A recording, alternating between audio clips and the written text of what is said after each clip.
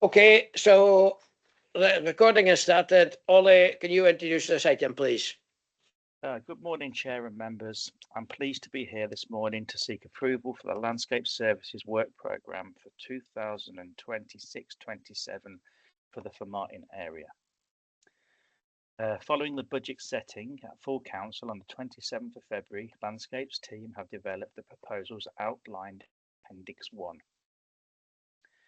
Whilst available resources for 2026-27 provide a more challenging environment for delivery of some maintenance activities than in previous years, the services is still continuing to consider opportunities to assist and a predominant move through budget savings mitigation to work with local community groups, delivery of some works, where those groups have the capacity to do so, and as a service, we will continue to work with the resources that we have. The report sets out a range of work and activities for the coming year, many of which reflect ongoing engagements with local members, communities, and other stakeholders. The plan provides a balance between the need of the users who have a variety of interests in our local parks and open spaces, including the enhancement and improvement of areas for biodiversity and opportunities that exist to protect and maximise the public pound. As members will know, Aberdeenshire Council Pollinator Action Plan aims for at least 10% of public green space to be enhanced and managed for pollinators, and work is ongoing for our green space officer not only to confidently demonstrate that the target has been reached, but to advertise to members when the calculations have been achieved. The likelihood exists in achieving more than 10%. In addition, the Council Works Programme, the Council has been allocated funds from Scottish Government for improvements of play equipment and play parks.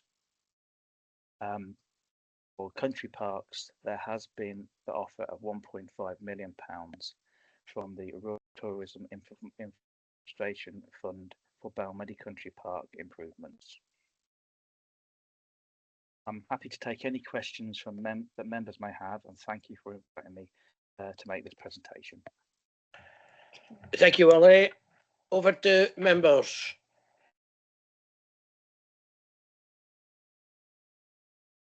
Councillor Stanning, please. Anne. Yeah, thank you very much, and thank you very much, Ollie, for the report and for the budget proposals. I just wonder, without going into detail of any specifics, I just wonder, as a general point, is it possible as the work in the wards progress and the plan becomes more coherent, if you like, in terms of ward facilities, is it possible for communication with community councils and ward members as that evolves, so that actually we are in a better position to respond to queries, and that the community will know exactly what's proposed in their area? It's just to try and get us to a position where we're working more with the communities. And I know you do a lot, so that's not a criticism. You do a lot with communities, particularly in our ward. You've got several friends groups that you work with in a very positive way, so that's not at all, but it's just really in terms of the landscaping programme, can we communicate that with local groups and ward members as that evolves? Thank you. Chair, Councillor Sterling, yes, I appreciate the need for better and more improved communication on how works is being carried out. I'll take that forward to our landscape officer and ensure that happens. Thank you very much. Thank you. And Councillor Davidson. Isabel. Yeah, I think it was very much the same thing, really, about communication, but also there's quite a few places that aren't cut at all, or cut so often now, and I just wonder how they're selected for not being cut, and if there could be a bit more communication again with members about what areas are not going to be cut and what the reasons for that selection are. So it's really just because we obviously get a lot of contact from members of the public about longer times between mows and also areas that are left to go wild now. And it would be good to be involved a little bit, or certainly to involve communities a little bit in that decision making about those areas in the communities. It's a bit, and I understand that's not so easy always, but it just would be much easier on us if we had a wee bit more information about these things. And also, I was just having a look at the allocation to the country parks, and I'm aware that there's been some concern about changes in regime at Haddo, and I absolutely agree with less mowing at Haddo. I think it looks much better than it used to, with less mowing. But again, it's that communication element about the changes that are happening, and working with the public to make sure that they're well informed. So thank you. It is very similar to Councillor Sterling. Thank you very much, Councillor Davison. And some of the grass is left for biodiversity reasons, and we have had a lack of a green space officer in post for the last few months. But I think then yes, you're quite right. There needs to be more communication in regards why areas are left. Some areas have been left as a resource issue, and we've had major machinery breakdowns and lacking of staff, and staff being directed to our priorities of burials. So some grass should have been cut that hasn't been cut. But I'll take your views forwards, and hopefully when the green space officer is back in post, we can have the communications forwarded to councillors and community groups a lot better. If I could comment on the back of the communication, is it possible that even just a little signage in the area it's not got to say biodiversity area, maybe a photograph? I appreciate you need a lot, but that's the information that the public need, I suspect. Yes, Chair, and we do have a stock of signage which we can put on stakes and place in those areas. I've made a note of that, and I'll take it back to the team. Okay, thank you. Councillor McAllister. Louise, please. Thank you very much, Chair, and thanks, Ollie, for the report and bringing it forward to us. So, alongside with what other colleagues have mentioned this morning, sorry, I'll put my camera on, I beg your pardon. Alongside what other colleagues have said this morning, communication, as we know, is everything. I have a couple of questions around how we're getting on with those volunteer programmes that we can invite groups to come forward and actually to support those groups, because I think that has been an ongoing issue for quite some time, that we have volunteer groups who'd be very happy to come and help, and we know that we have some of them already set up. But the message I get quite often is that they feel, tied up in knots with regard to what they can do and what they can't do. And I know that this has been under process for quite a while. But I think if we're relying on our volunteer groups to do more around their own towns and villages, then we really do need to properly enable them and support them to do that. So I just wonder where we are with that. I know that we've spoken quite often in the past about the 1 metre cut. And I would quite like to call it a 1 metre cut and clear, just because what we are finding now is that paths, and I personally, I love a 1 metre cut is great, down either side of a path, Formartine and Buchan Way, cut a metre back, keep the nettles at bay so that people can go along safely. But then the side of that path needs to be cleared, because otherwise the dead grass just lies there and becomes slippy and unsafe. So that 1 metre cut and clear. And just to say, Ollie, I was out recently in the woods here. I did notice lots of the trees that we planted, and we had that great big, really successful community planting day to replant after Arwen. But there is so much. I was under the impression the sleeves going around the trees were going to be made of a biodegradable sheep's wool, something along those lines.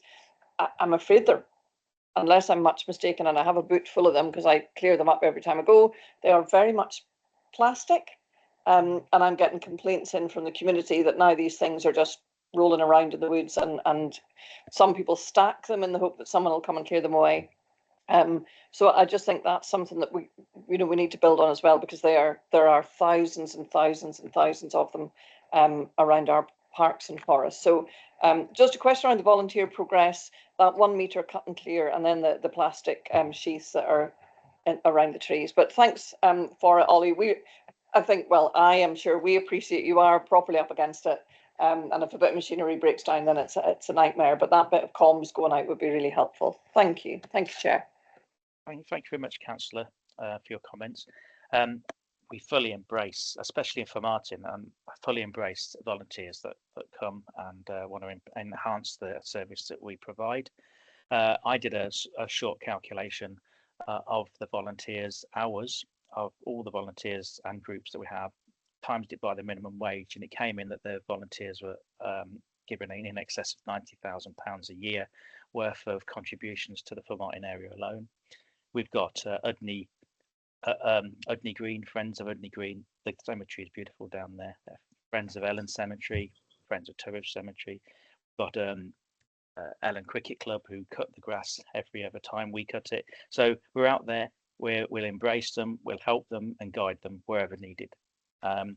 With regard to the 1 metre cut, collecting, that is a real difficult thing down the Formartine and Buchan Way. That would require the removal of absolutely tons and tons of grass.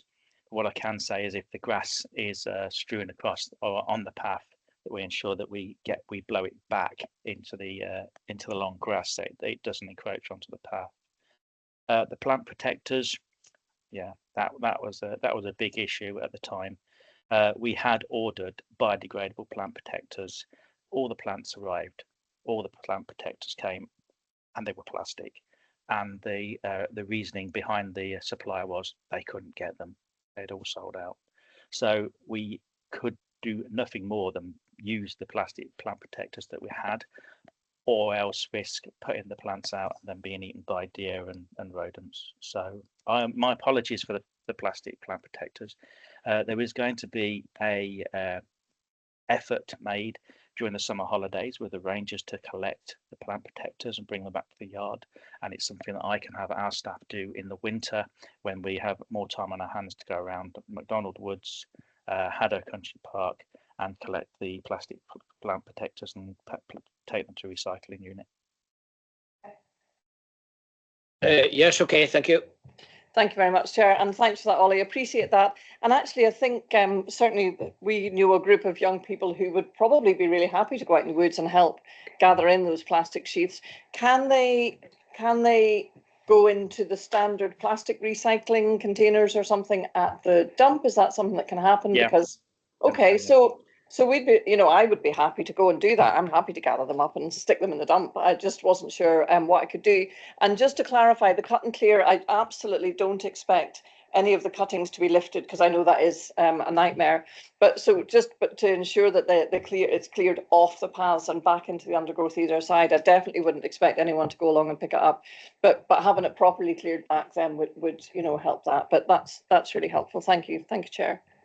Thank you very much. I've got Councillor Johnson, Owen, and then for Forsyth. Paul, please. Yes, thank you, Mr. Deeming. I will give you your Sunday name. Thanks very much for the work you do. And but I just wanted to ask a couple of questions on I suppose it's the same theme as the communications piece. You might recall I've been trying to get hold of plans for where we actually have land holdings which we're responsible for in various places in order to be able to give accurate information to people about where the council has responsibility, because we still unfortunately have those little grey areas around our towns and villages. And particularly around Balmedy, where we've got one or two, which have caused us some problems where the maps don't show what we're responsible for, and people have got long memories and often not the best as to what the responsibility is. I notice that your colleagues in roads now are in the process of moving towards putting it online so that one can see what their budget program is in terms of actual locations and actual work that's going to be done.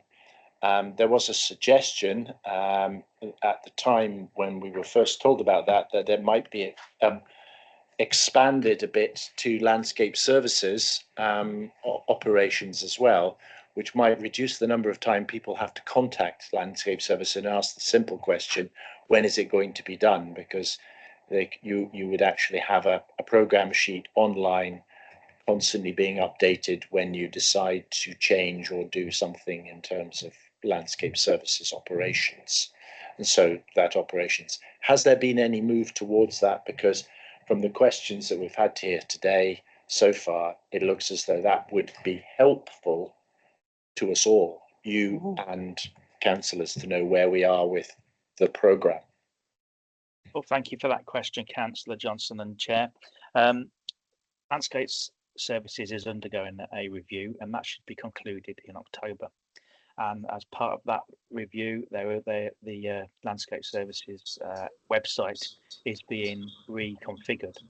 And I imagine that your request for works and up and coming works within landscapes could be placed on that website. And I will suggest that to the team who are creating the website. Good, thank you very much. Positive. Thank you, Ollie. Councillor Owen, Gillian, please. Thanks very much. Just thank you to Ollie and the whole of his team for all the work that they do. Not always in the best of circumstances, but I think it's really good. And for being so receptive, particularly when you actually. Sorry, forgot that. When other people, I lost train of thought now.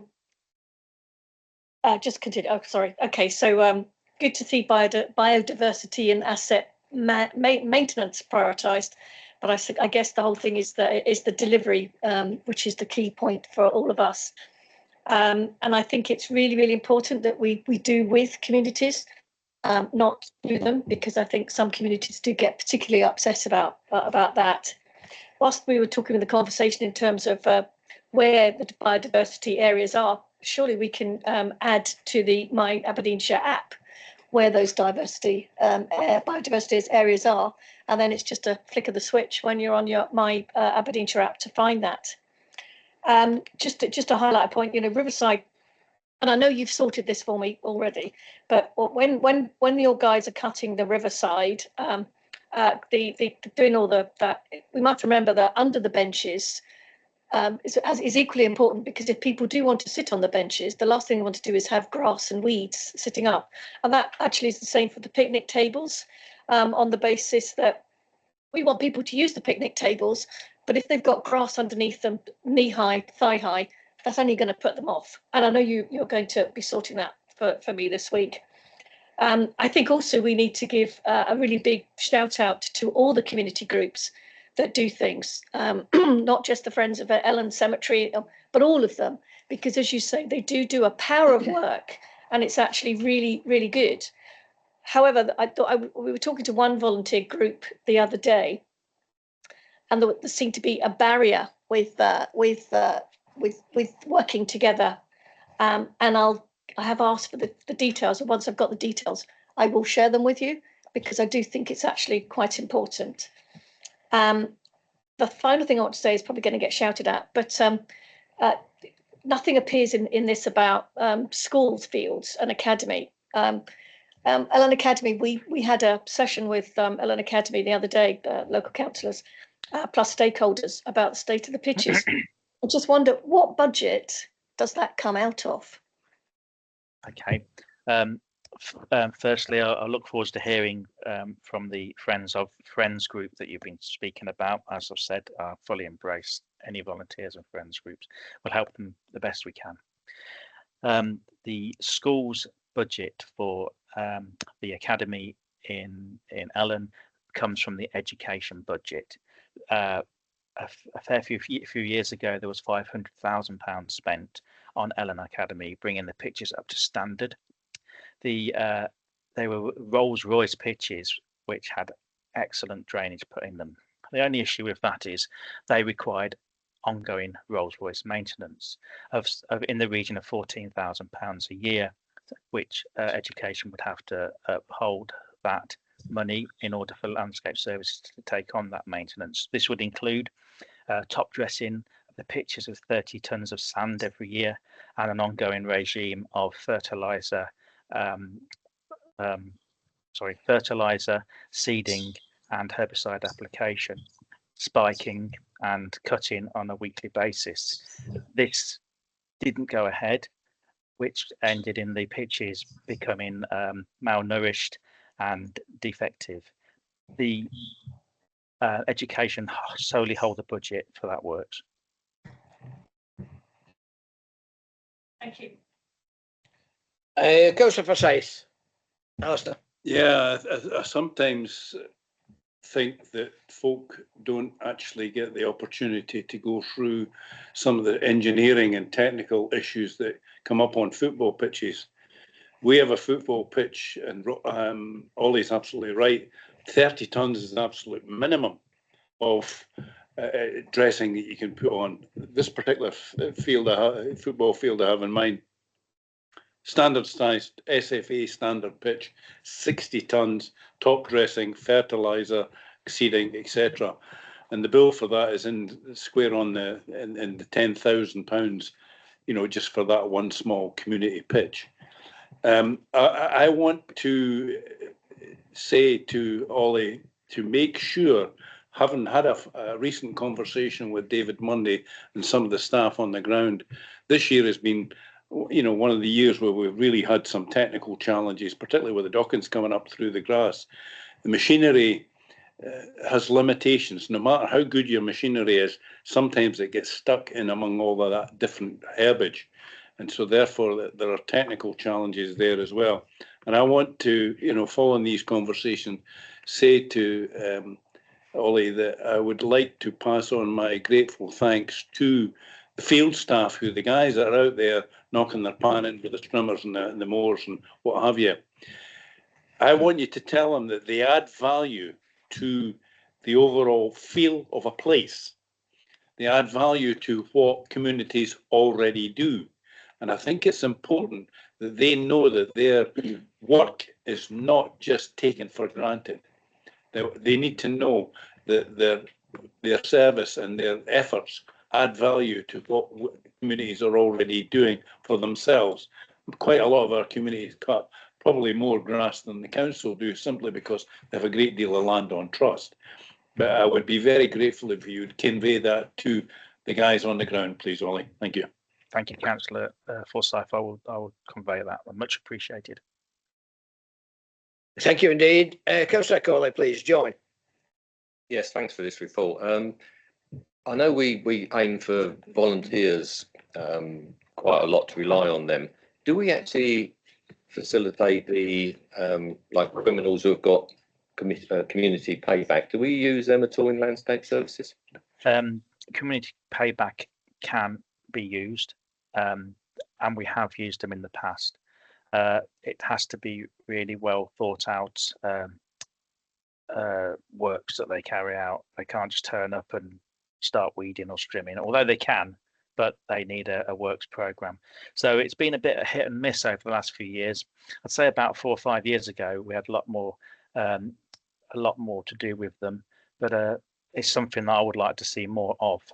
For example, hoeing the streets of weeds. It's community involvement, it's volunteer work, and I think they could be enlisted to do that. So I will ask the question at my LSMT tomorrow, how we can improve our communication with the community payback team. Okay, thank you very much. I presume that's legacy, Alistair.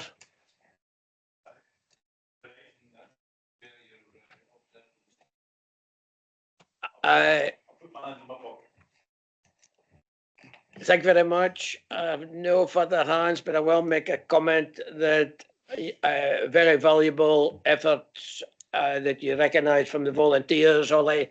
90,000 in Formartine, and I think that would just be congratulated to all those that have pride in their locality and looking after their particular community. So that takes us to the recommendations. And I think we can approve the proposals as shown in 1.2.1. And we have made comment under 1.2.2.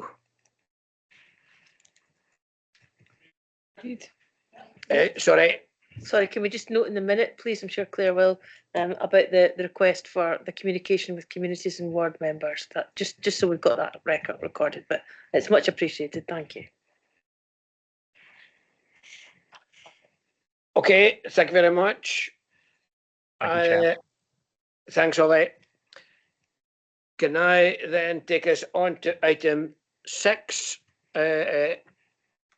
which is the reduction in waiting restrictions on Craigs Road, Ellen? And have we got Shabir and Scott? Yes, Shabir, please. Yes, thank you, Chair. Members, this report seeks to commence the statutory procedures required to amend the existing waiting restrictions on Craigs Road and Ellen. This is in connection with the introduction of a new zebra crossing. Currently, the at any time waiting restrictions in place adjacent to the junction with Millwood Road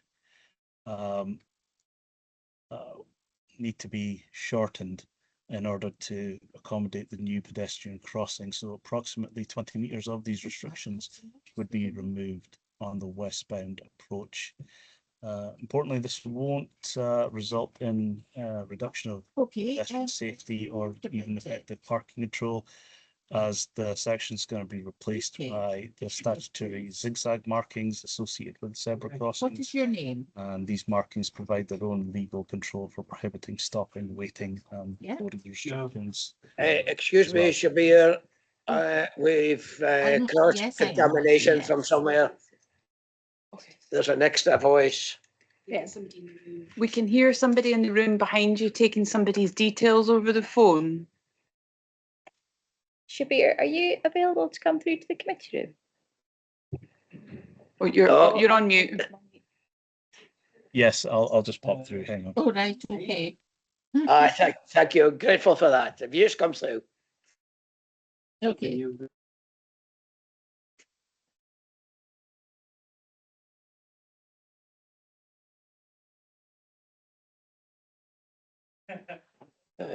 So we'll get to Put more in.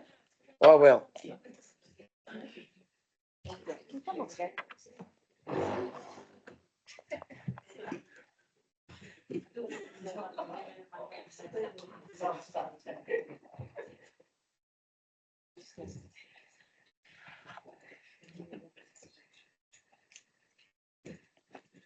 Between that and the plugs, it's all going down, isn't it?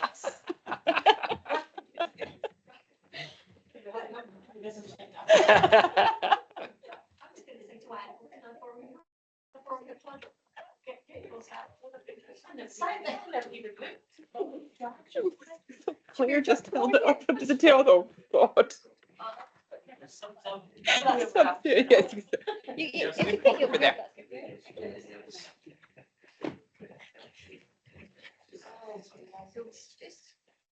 On.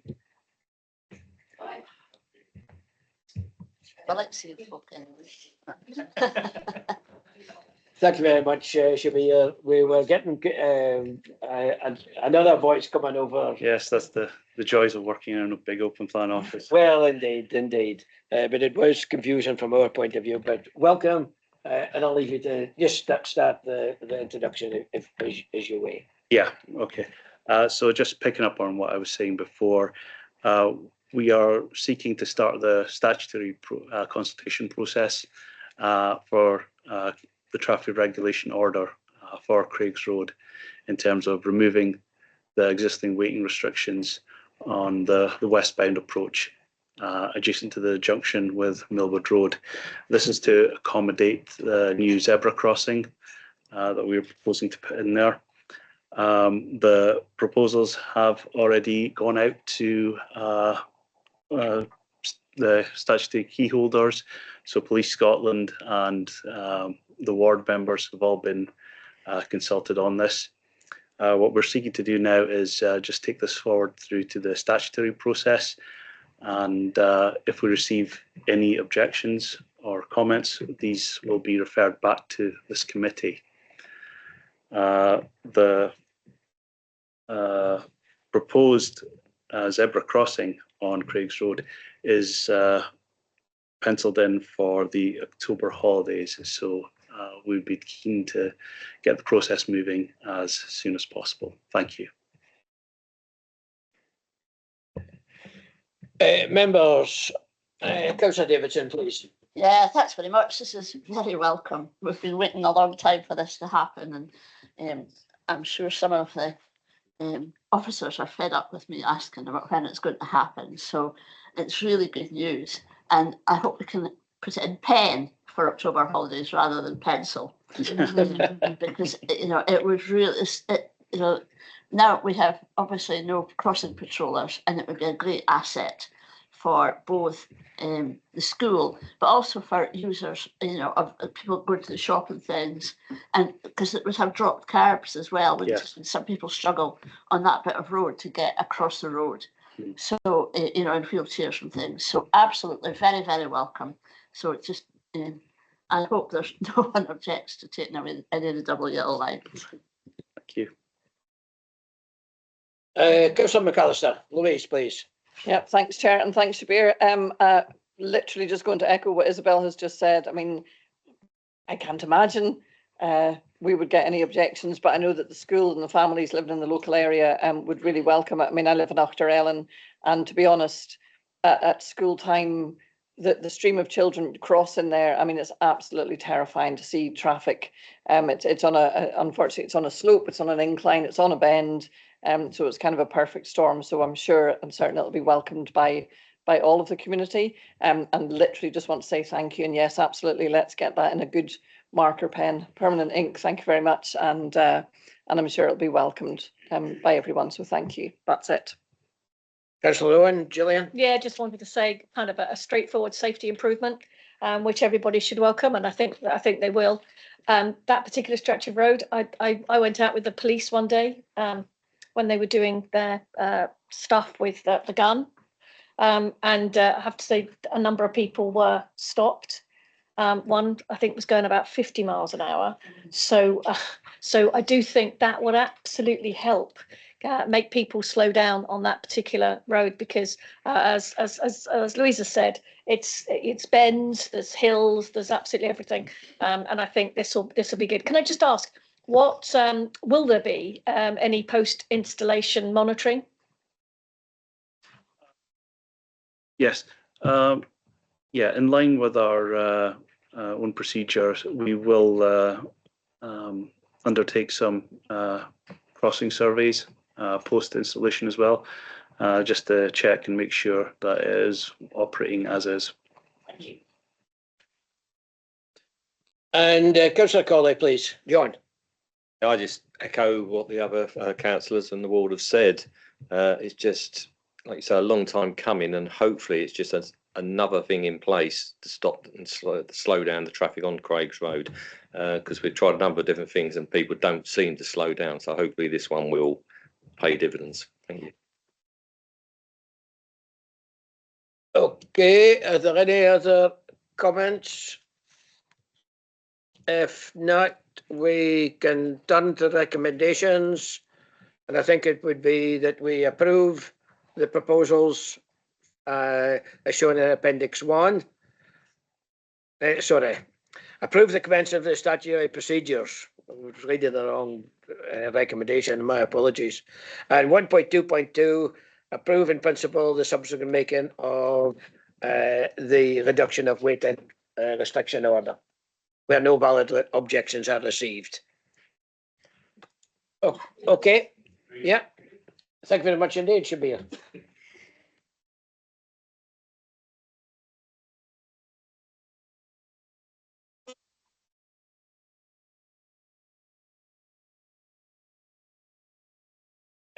I'm now going to turn to item 7, which is planning application at the junction of Balmacassie Bray, Ellen. And Laura, I think you're going to. So we have, my apologies. Would the committee, are you happy for the hear from the agent as a request to speak? Thank you very much.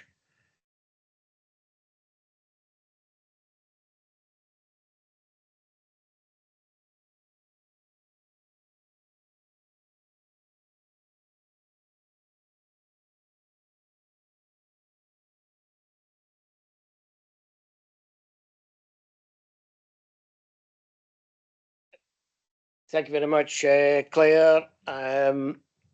Welcome to the this Formartine Area Committee. Please do not speak unless I invite you to do so. Please do not interrupt the other speakers. If you do, you may be removed from the meeting. You will have 5 minutes to speak. Members may then ask questions. You will then be entitled to remain in the meeting, but you're not entitled to speak again. We'll hear from the planning officer first. Laura, please, can you introduce this item?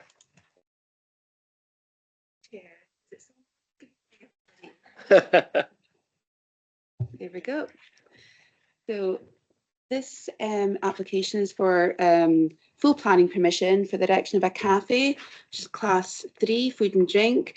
And this proposal also includes a drive-through element to it. So the site is located just to the north of Castle Road, just at the junction with Balmacassie Bray.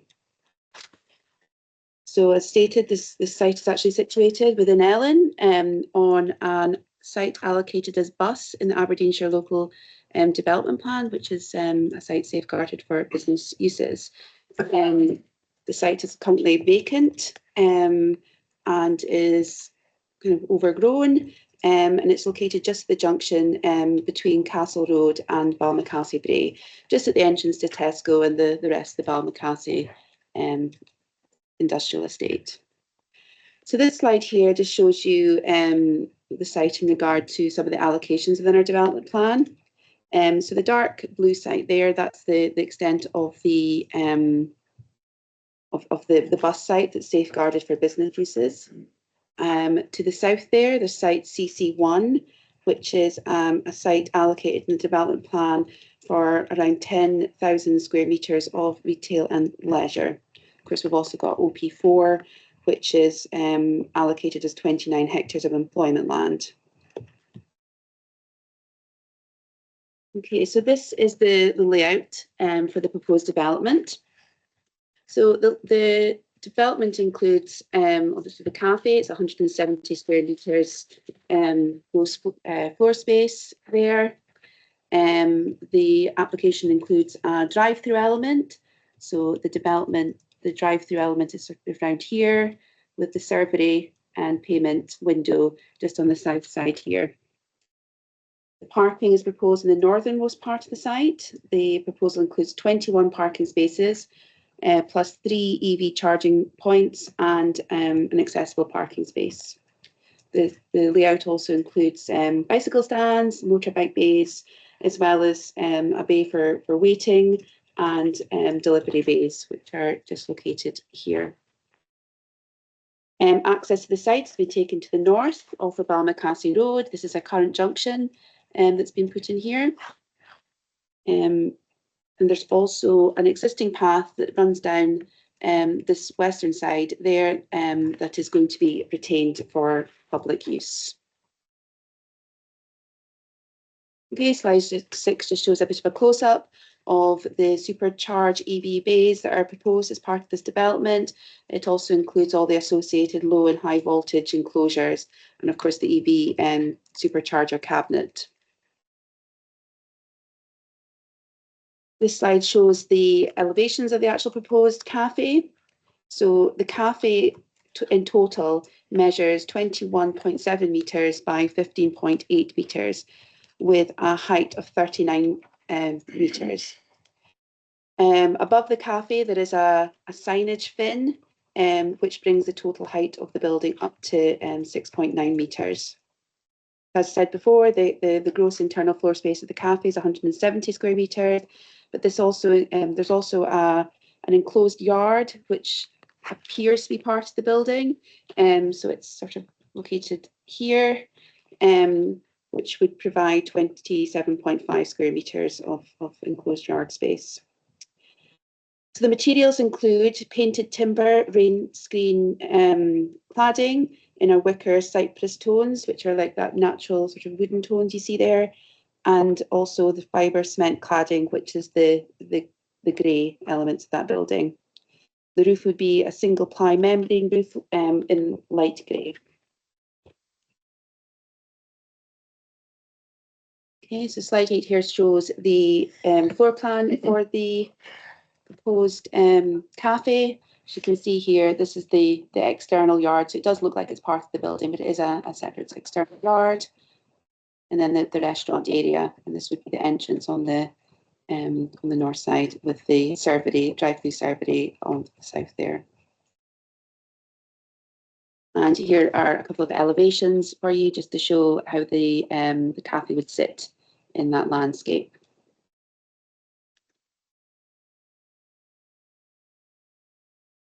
Okay, so as part of the development, the applicant also proposes some landscaping and some biodiversity enhancement proposals there. So we've got the plan here showing there's going to be hedgerows along the north, east and southern boundaries. The lighter green elements, these are wildlife hedging, and the darker ones are beach hedging. So that's along this elevation here. There is some planting proposed just at the drive-through here, as well as new trees, shrubs to be planted throughout the site. In addition to the trees and shrubs that are going to be planted along the footpath area, it's also going to be planted with wildflower grass as well. Okay, so we'll just take you through some of the photographs here. So this is a photograph showing sort of looking southeastwards towards the site. This is where the access is going here, that's already there. And the footpath that I was referring to is the one that runs down this side here. That has been retained. So just a bit of a closer look for you. We've obviously got the entrance onto Balmacassie Brae just here, with the entrance to Tesco and the fuel station beyond.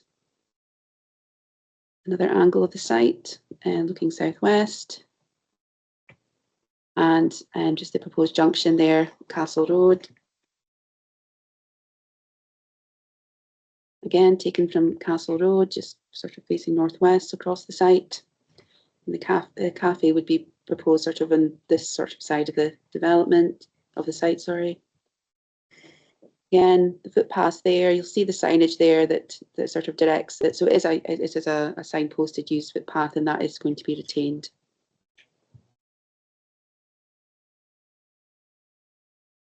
Okay, it's just looking across along Castle Road. I'm sure you're all familiar with the site. This is a video. If it plays, I'll be impressed, because I've not had much luck. No, we're not getting a video today. Cannot play, does it? Playing earlier. Okay. So we put this this slide up as well, just to show the differences between the proposed development and what's been approved on the site. So application APP 2024-001 5 is for the erection of a restaurant, which is also class 3 food and drink. So this was approved in May 2024 for this development. Now it does say McDonald's restaurant. It could be any operator. They're not restricted to McDonald's, but obviously in terms of the development, that's what the permission's for. So this one can still be implemented. They have until the 19th of May 2027 to implement that. So the majority of the consultees have no objection to this application. I think Community Council has not specifically objected to this development, but they have given support for this application, but that support is subject to improvements to the junction with Castle Road. in Balmacassie, suggesting the junction would require traffic lights or a roundabout as a result of this development. So Aberdeenshire Council's Roads Development Team have assessed the transport assessment being submitted, and obviously the scale of the development, and they're of the view that there's no improvements required at that particular junction in this case. As such, the Community Council's comments have been considered to be an objection to this particular development. The Planning Service has received 108 letters of support to this application, generally supporting new investment in Ellon, boosting the economy and creating jobs. And the Planning Service did receive 4 letters of objection regarding traffic concerns, litter issues, impact on existing businesses in Ellon, and other things listed in the report there. The Planning Service is recommending this application for approval. The site, as I said, does have an extant permission for a Class 3 food and drink use. While the site is allocated for business use in the development plan, policies do allow for other uses, provided that the development does not prejudice the primary function of the area. So the Planning Service considers that the proposed development will not conflict with the surrounding land uses, which are, as you are aware, businesses, industrial, retail, and of course the filling station, the fuel station that we have. But also noting that there is a retail and leisure allocation to the south. So it is compatible with the surrounding uses. The new element of this site, which the 2024 application doesn't have, is the drive-through. So drive-throughs aren't often found in town centres, and there are no sites within Ellon's town centre that would accommodate such a development. So policy 27 of MPF4 states that drive-through facilities will only be supported where they're specifically allocated in the local development plan. However, Aberdeenshire's local development plan does not have allocations specifically for drive-throughs currently. However, the Chief Planner's letter of 2023 states that the intention of policy 27 was to ensure drive-through developments were an integral part of the wider development plan and not a ban on such developments. The decisions on drive-throughs need to be assessed on each case, ensuring developments are compatible with the wider land uses and ensuring that development meets all of their policies. In this case, the Planning Service considers the development to be compatible with the surrounding uses, and the development is in line with the approaches previously taken for such developments in locations such as Peterhead and West Hill. The site is in a sustainable location within reasonable walking and wheeling distance from where people live, work and shop, and it's also on a bus route. Furthermore, the Planning Service is content with the proposed layout and design of the development, including the proposed parking, access and drainage arrangements for the site are fine. As such, the development complies with the majority of the relevant policies within Aberdeenshire Local Development Plan 2023 and MPF4. However, as the Local Development Plan does not specifically allocate sites for drive-throughs, the proposed development does represent a departure from policy 27 of MPF4, but for the reasons stated in the report, the Planning Service are recommending this application for approval. Thank you. Thank you very much. Members, any questions?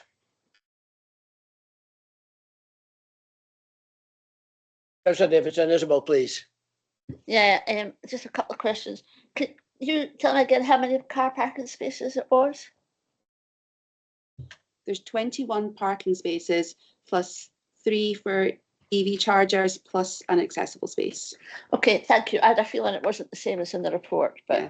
So I think the report includes 22, includes the accessible space and then the 3. So it's just breaking up a little bit differently. Okay, thank you. No, it was just the difference between the report and what you had said.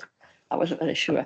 And really for Ken, you know, I absolutely understand that this has planning permission already for a relatively similar facility, but that road end could be horrendous, and it is just single two-way traffic, but particularly coming out that junction can be really, really difficult, as the community council said in their representation. So can you give us some more comfort about why you don't feel it isn't, the improvements of that to that junction aren't required? I know there's another road, but not a lot of people use the other road. Most of the people use the road down, between this site and Tesco. So it would be good just to get the reasoning for not wanting any road improvements or not requiring any road improvements. Thank you, Ken. Hi, Chair. So, Councillor, the existing junction doesn't have any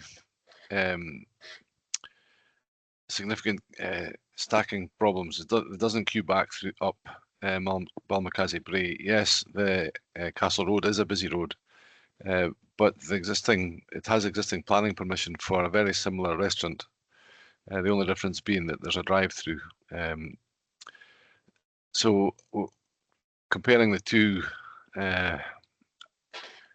comparing this application with the existing permitted application, consented application, there's no significant difference to the traffic flows. The drive-through will generate probably more regular short-term visits, whereas with a restaurant, perhaps they wouldn't be taking away their food so much. But having looked at the flows generated, we don't feel that there is any significant detrimental impact on the Balmacassie Bray and E920 Castle Road junction. Thank you. I'm aware there's already an application, and I know that, so that's kind of, but we'll see.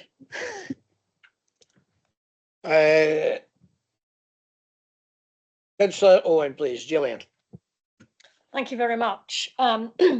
Just one thing on the front page of the report, when you give a little site map, you seem to have missed off the bulking centre, and the bulking centre does create quite a lot of traffic. And if you go up that road, there is often a lot of parked cars along that bit of road because there's not enough car parking within the bulking centre for staff to work.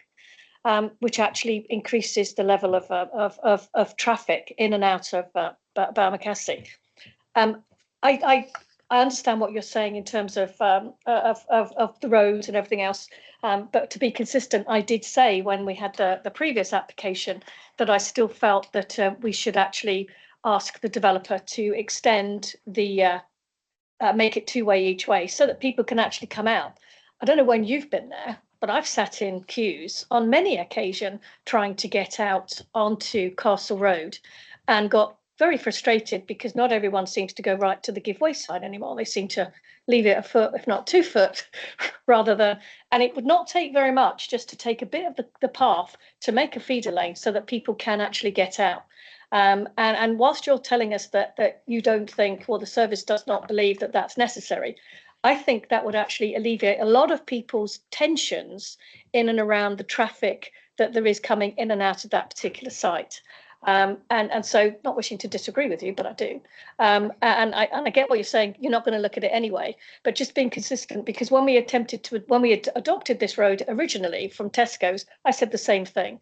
So I just wanted to be consistent that from the adoption, from the McDonald's application, and now from this application, I totally disagree.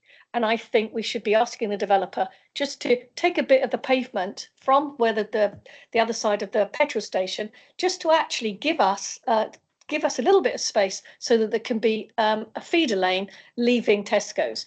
Because, you know, if you go to Tesco's, I go regularly because I live in Ellen and just up the road, you'll see that there is traffic tension. And there's a lot of traffic tension coming in and out of that particular road. And adding the Starbucks, I think it will increase that. And I just feel that we should be looking towards that. But you've already said you're not going to do it, which I think is a mistake.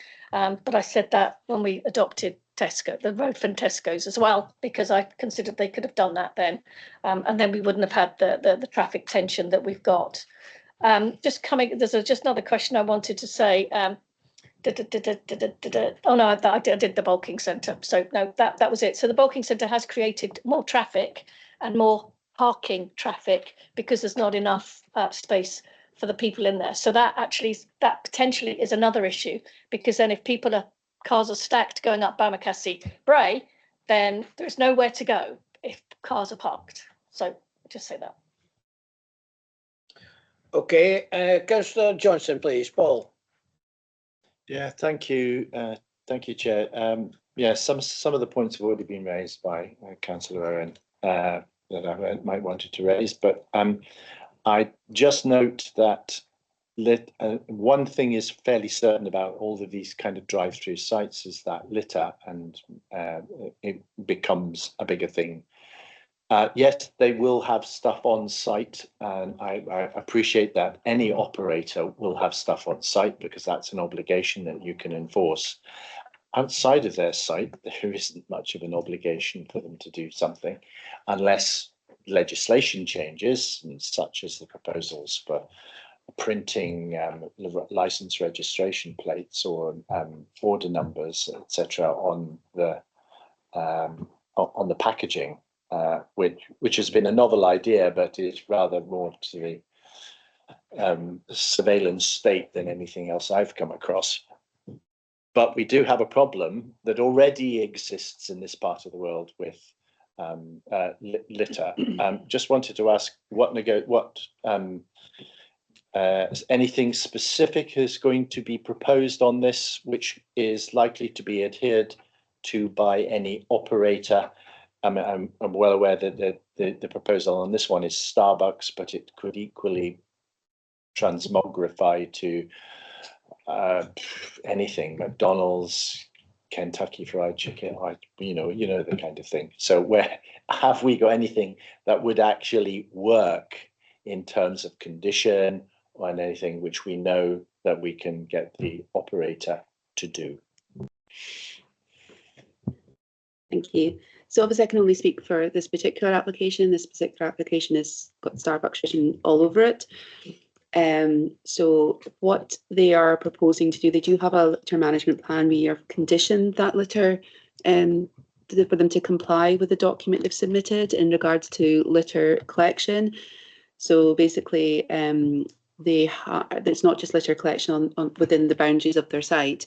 They have said that they're going to get their would be the manager of the cafe will be monitoring the litter situation in the entire area, going out, making trying to establish where those hotspots are and collecting that litter, or arranging for litter to be collected in those sort of known hotspots. So they are sort of committed to having a sort of ongoing litter management review. Obviously it is Starbucks that we're doing, so Starbucks packaging is very distinctive, so they will know if it's their litter or not their litter. But yeah, so there is an ongoing there's that review that's going to be ongoing, and we have conditioned that the litter collection be in accordance with the document that they have submitted. So just come back on one. Yes, please.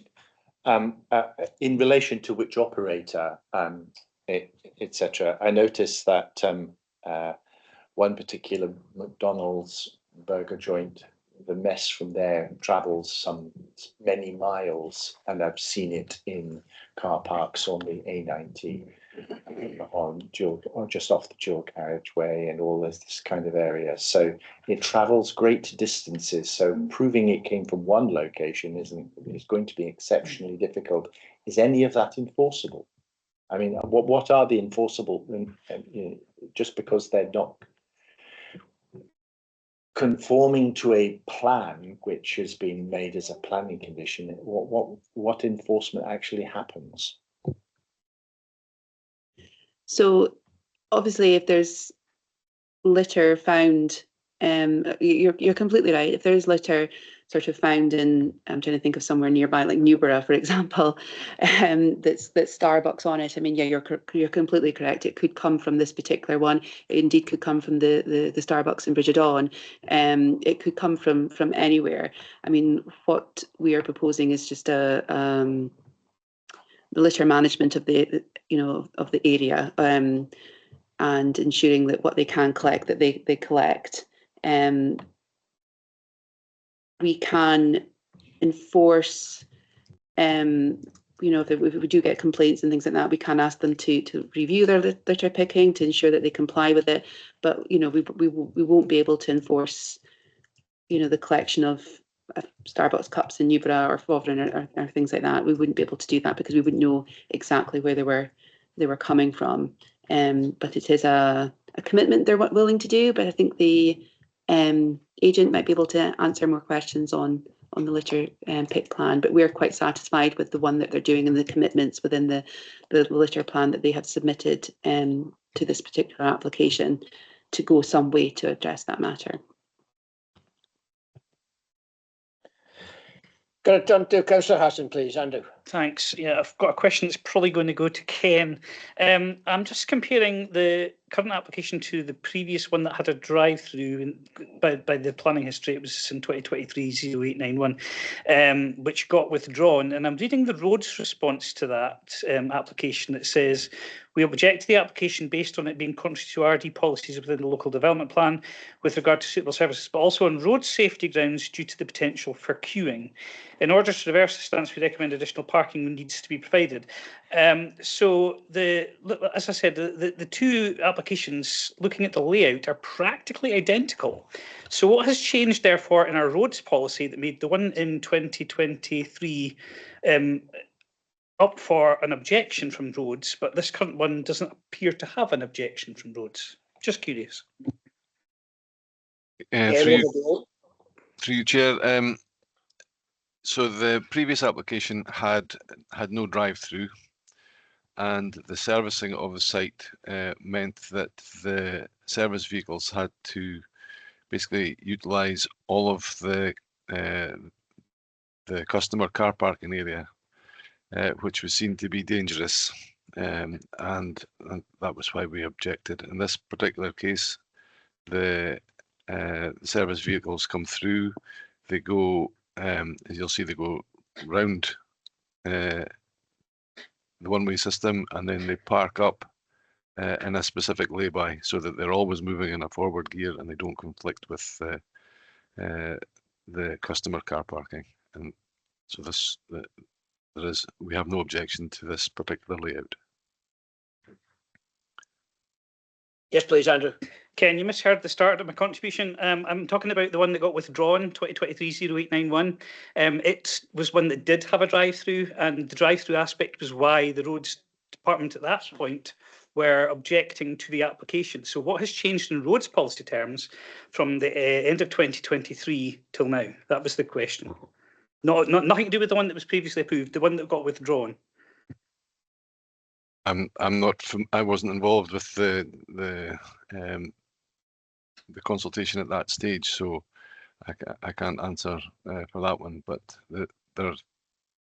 all I can say is that what we have today before us is compliant. We don't have an objection to this particular one. Can I bring in Laura, the planning officer? So yes, I'm familiar with that one. They did choose to the first one was to withdraw the application for the particular drive-through. The situation there was that the building was bigger, because obviously the requirements for something like a fast food chain such as McDonald's, they require larger kitchens, and so the buildings are generally larger because cafes don't require those kind of kitchen facilities. So the parking requirements was based on the size of the proposal. So the parking requirements was a lot higher, and it's quite a small site. So trying to get the drive-through, getting enough of the lead-in from the drive-through and the parking requirements and ensuring delivery was it was causing conflicts. It was causing, to get the required queuing for the drive-through in. it was going past parked cars. So therefore, if it was particularly busy, then you weren't leaving your parking space, and you weren't getting there's deliveries. That would just add another complication. So basically, they couldn't get the layout to work to ensure that there was no conflict between all the parked cars, the queuing cars, and anything else that comes onto the site. So because of that, the safety issues that Ken had said, that they withdrew that element of it, and then they came in with the application without the drive-through, and that kind of removed that sort of queuing, parking, delivery conflicts between the applications. So I think the policies really haven't changed, but in this instance, the building's smaller. There's lesser requirement for queuing because, with coffee orders, the queues move more quickly than maybe do with food orders and things like that. So there's not the same, the business models are completely different. So there's not the same requirements for the McDonald's business plan and business model and this one. And we do not have that conflicting traffic on this particular application. Because of the way the roads are, we can get the queuing traffic in, round and out without conflicting with the parked traffic.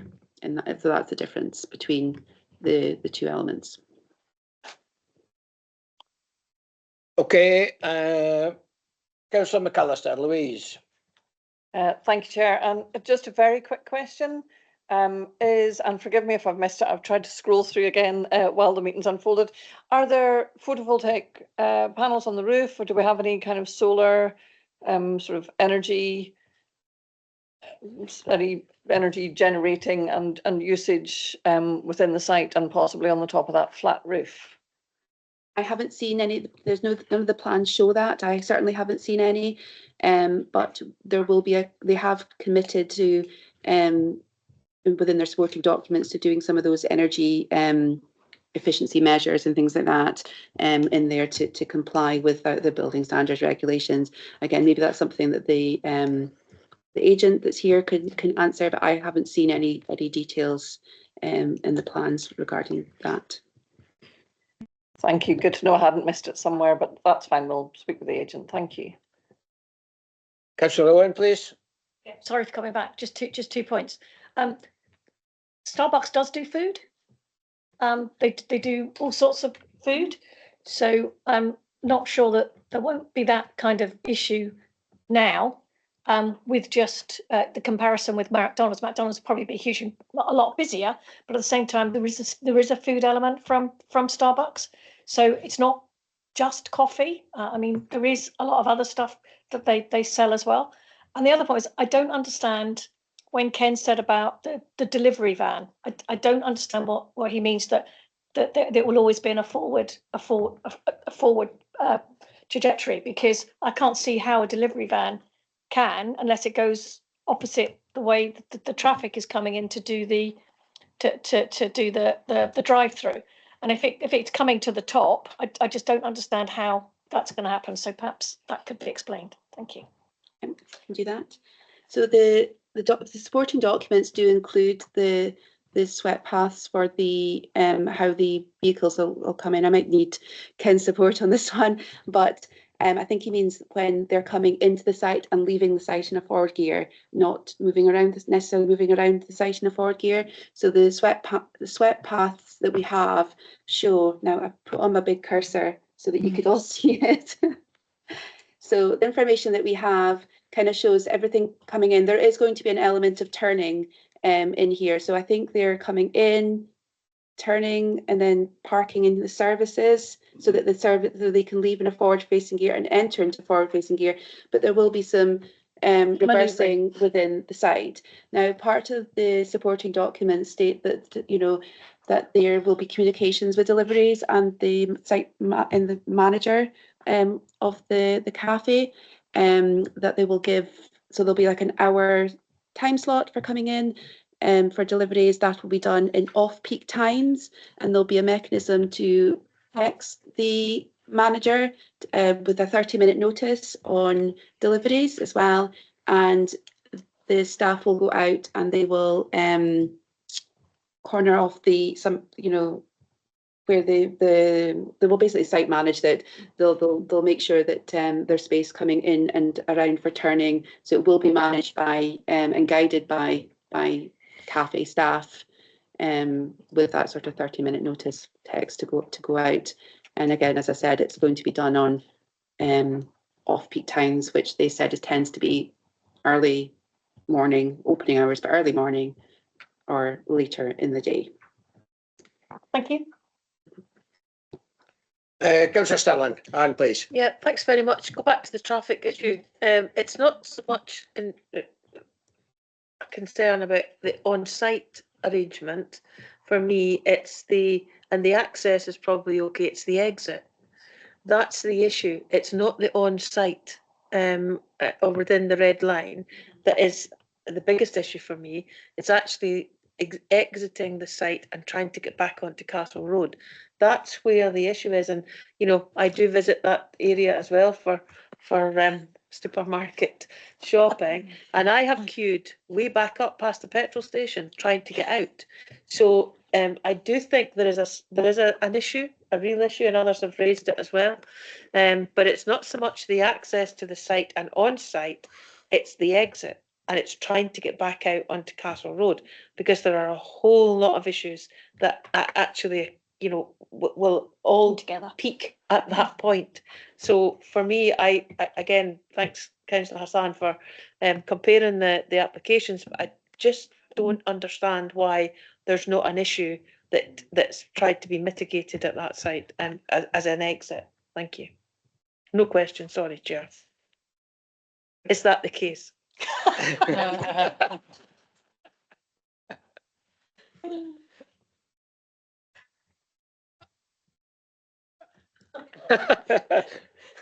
Thank you for the question.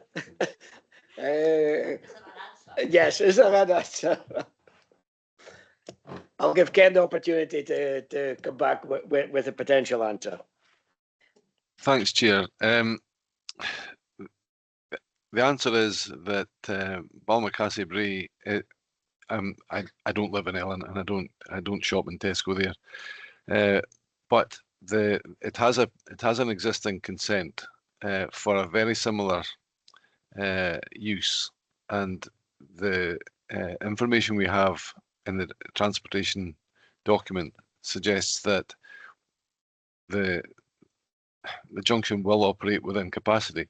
Capacity doesn't necessarily mean there will be no queuing. I mean, it just means that the queuing is at an acceptable level, and I would suspect that there may be one or two more cars appearing at peak hours, but the queuing times, and I'm not an Ellen resident, the queuing times are probably worst at peak times, and during for vast majority of the day there are no queues, because certainly when I've been there, the queues have maybe been one or two cars, but certainly nothing past the petrol station, and I'm hoping that that's an irregular occurrence rather than happening frequently. But the junction does, from my perspective, does seem to work within capacity, and adding in the cars from this drive-through. I mean, if you think how the drive-through is going to work, cars are going to arrive and they're going to be serviced at a particular rate. There's one car coming through maybe every minute, every 2 minutes, which isn't really going to add to the queue at Balmacassie Bray. It's not as if there's going to be 10 cars arrive all at once. The throughput through a drive-through is quite a steady flow. It's not going to be in platoons of vehicles, and that's really the best answer I can give. I'm sorry. Okay. Okay, thank you. Councillor Johnson, I see your hand up. Yes, small point for planners. I've got a microphone here. Small point for planners. The application is for a sewer genesis application, which means that we're not looking at other planning applications and what they might do. There is something specific about this type of application, which is why it's sui generis. Could you explain why we wouldn't take a separate view on this site as opposed to another site which is something similar in terms of whatever?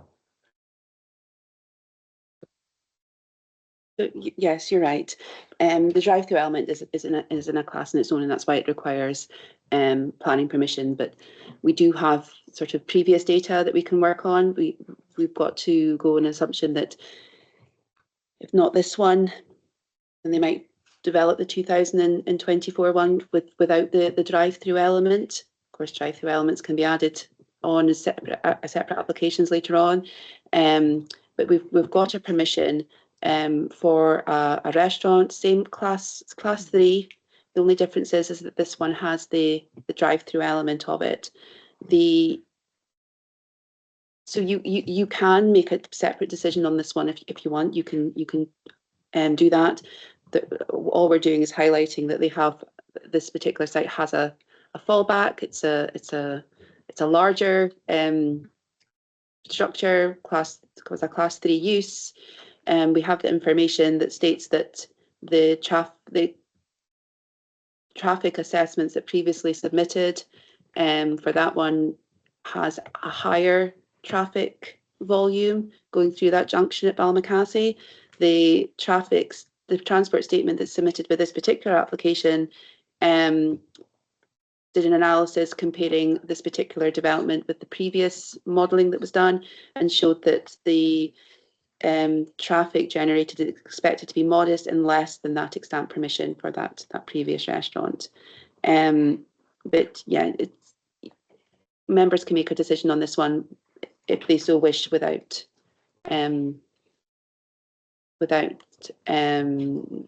taking into because it has the drive-through element on it. If you're concerned about that element of it, but the advice that we're giving you, the planning service is giving you, is that we're satisfied that the drive-through element doesn't cause any sort of significant issues in terms of the traffic generated, the parking, the amenity, and everything like that. We are quite happy to support this application.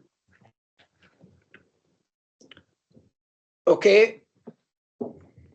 If I can come back in with a totally different topic, why is the red line boundary not following the pavement on Castle Road? There's a triangular white area.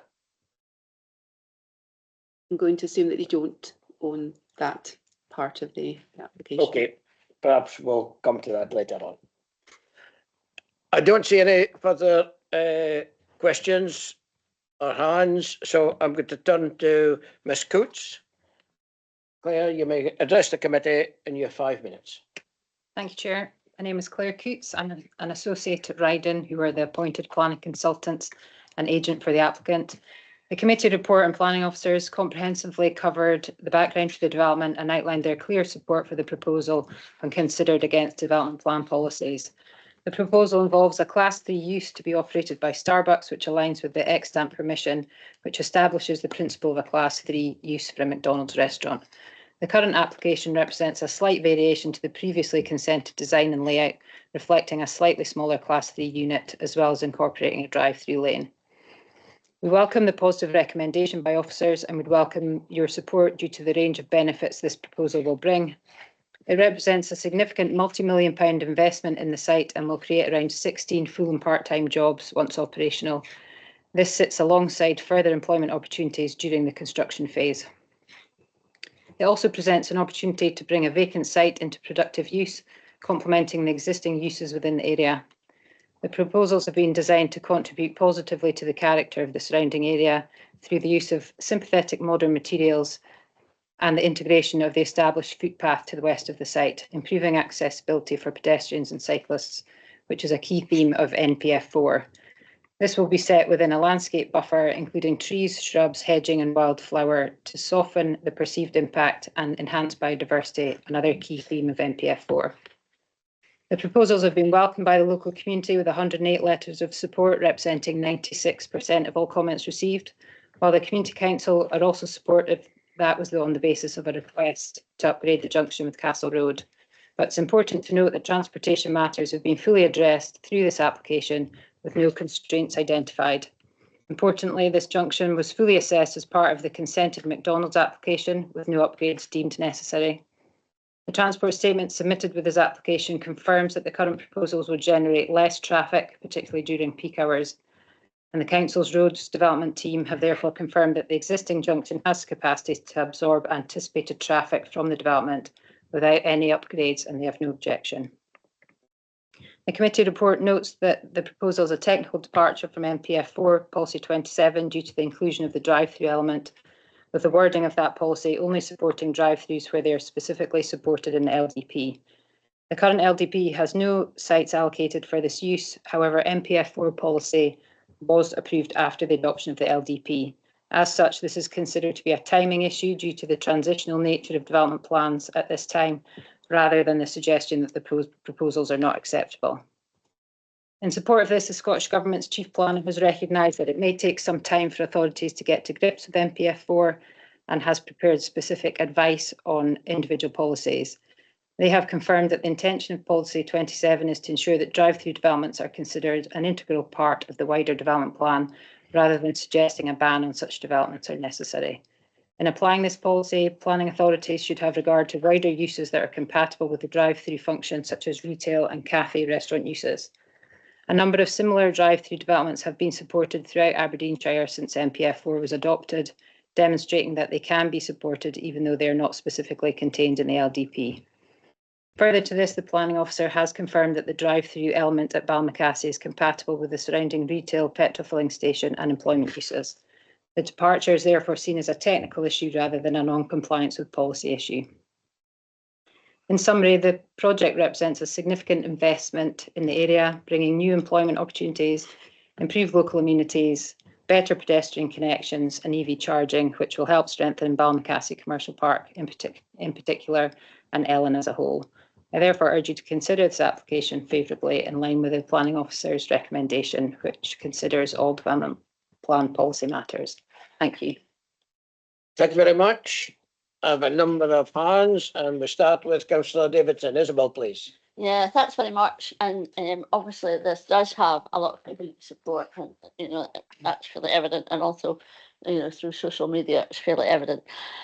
But so I guess it is an asset to the community. But I've been through the planning portal, and the litter management plan isn't there, I don't think. So, well, I can't find it on there. So how do they propose to manage litter? We know that like down at the riverside, there's huge amounts of litter gets dropped there. So will they come and take it away so that the bins aren't overflowing and the gulls aren't pulling stuff out? So will they actually remove litter when they clear it up? And how will that happen? I'm not sure it's very fair on staff to wander about the town clearing up litter, although, so what is the proposal to reduce the amount of litter, and would they only be clearing up Starbucks litter? To be honest, I have been landed into this committee. So you don't know? Well, no, no, I can only comment. I can't really expand more on what Laura has already explained. And I can only really say that they would monitor the position and they're committed to maintaining, cleanliness and in the area. I don't know the exact details, but yeah, I think Laura covered it as much as we know at the moment. To me, that's really the biggest issue with this sort of activity, because it's just horrible seeing the amount of rubbish that people are perfectly willing to chuck into the countryside, which is pretty awful on its own. Laura, yeah. Yes, please. So yeah, the litter information is on the website. It's called technical note, and then there's waste management. What's it called? Let me just waste management something, and then delivery and waste collection. But there's the start with saying technical note, delivery and waste collection, and then the second document is technical note, waste management objectives, maybe. I don't see the whole title there, but yeah, so they are on the website, and we have specifically conditioned there in terms of the litter that it complies with this document for litter picking. So and yes, the what I summarised it as before is still the case. Thank you. I know the intention's there, but actually putting it into practice is much more difficult. Councillor Nicholl, Jenny, please. Thank you, Chair. Yeah, a query I had was, how many members of staff are you expecting to have on any one shift? You said 16 full-time, part-time jobs. My query really relates to, there are 24 car parking spaces. I'm just wondering how many of those are going to be utilised as staff parking. I'm afraid I don't know. I don't even know if they know at this time. Yeah, I just can comment that the parking provision has been considered acceptable.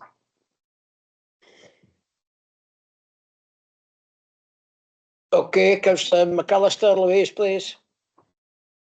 Thank you very much, Chair, and thank you. That just a couple of questions. I'll save comments, obviously, for when we progress.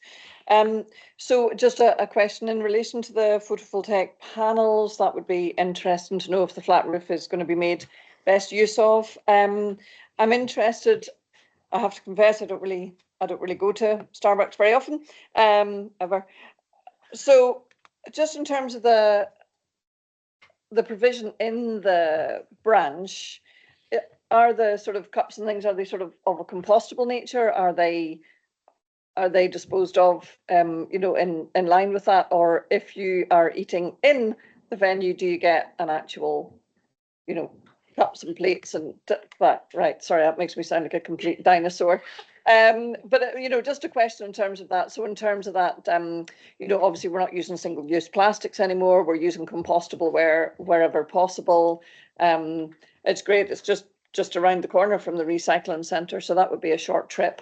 And then my one last question is, and I know that there was a move towards, if people take in their own cup, that can be filled and you get 20p off your coffee or something. Is that something that in this case Starbucks, because we're speaking about them, is that what they do?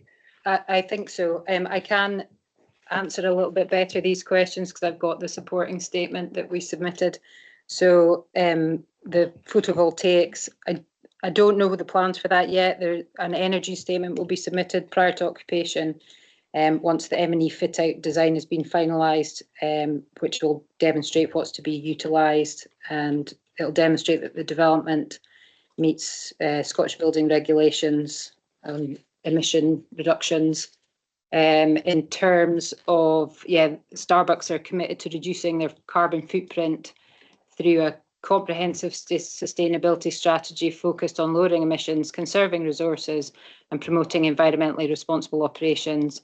The company is prioritising reductions in energy use across its stores, expanding the use of renewable energy, and improving the efficiency of its supply chain.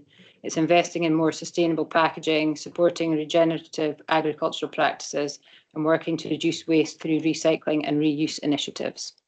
So they've got a long-term commitment to minimising its environmental impact and contributing to broader climate resilience goals. Yes, please. Thank you very much, Chair, and thank you for that. And just on the subject, the triangle of land, and I don't know whether that's something that's within the gift of planning or the organisation or whatever it would be, but it's just a little short run of rough grass. And I'm just thinking about in terms of that landscaping opportunity and creating that, better bit of biodiversity or whatever in there, that might be a